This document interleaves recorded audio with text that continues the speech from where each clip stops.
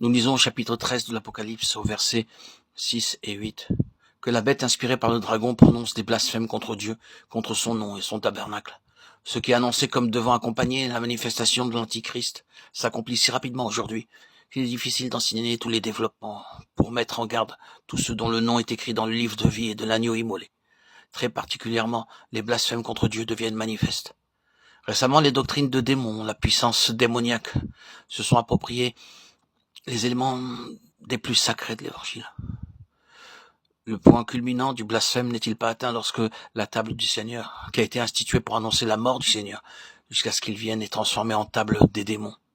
Lorsqu'on attribue à celle-ci un pouvoir magnétique psychique, voici ce que vient d'écrire un évêque sur ce qu'il nomme la science des sacrements.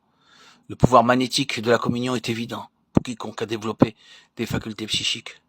L'officiant est l'aumônier, le distributeur de la force du Seigneur aux fidèles.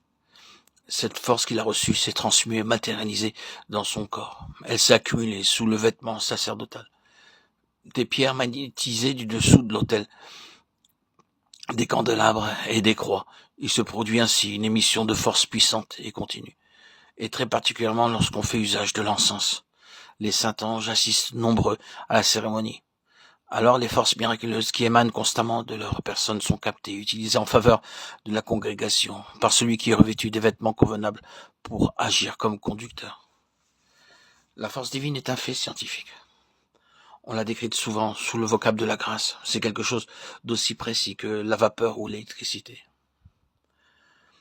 Elle est même bien plus puissante, en ceci qu'elle agit sur l'âme, la pensée et les émotions. L'archevêque de Calédonie a écrit à un journal d'Angleterre. On vient de faire une grande découverte dans le monde psychique.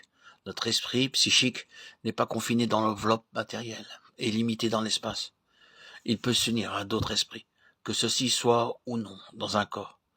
Ceci est une communion de l'esprit. Aujourd'hui, le disciple qui a étudié la psychologie concentre son attention sur le Christ, sur son immense miséricorde et sur la puissance de son esprit. Dans cette contemplation de l'homme parfait, il entre en communion avec le Dieu infini. C'est ici une communion de l'esprit. Toute pensée humaine qui, en un sens limité, est individuelle, fait aussi partie de la pensée universelle. Tout esprit humain qui a ses caractéristiques propres fait aussi partie de l'esprit universel. Les littératures appelées mystiques occultes, aujourd'hui sont courantes. Elles font voir le danger qu'il y a à nommer spirituel ce qui n'est que psychique.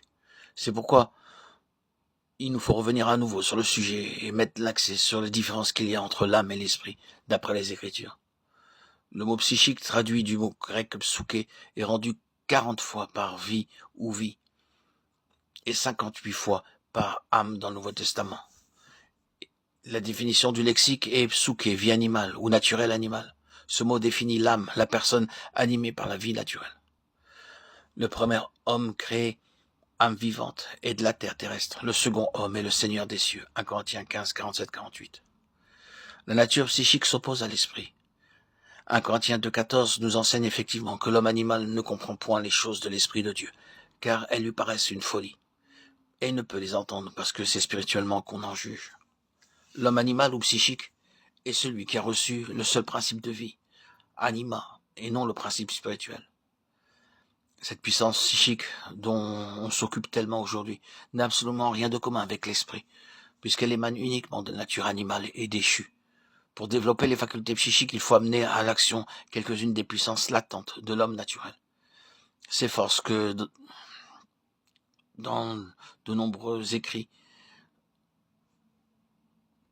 où on expose la science des sacrements, l'officiant se dit accumulé, matérialisé dans son corps, sont vraiment naturels, psychiques, et n'ont rien à voir avec le Saint-Esprit.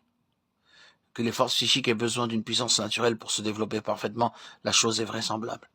Depuis la chute, ces forces de l'organisme sont séparées de Dieu, et sous l'influence de Satan.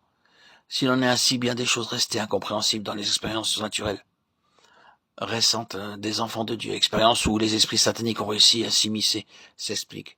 Ceci ferait aussi comprendre pourquoi certains baptêmes de puissance supposés d'origine divine développent le moi et une certaine forme d'égoïsme qui entre aussitôt en action. au lieu de cette humilité, de cet esprit brisé, de cet amour des âmes, de cet effacement de soi qui porte le sceau divin.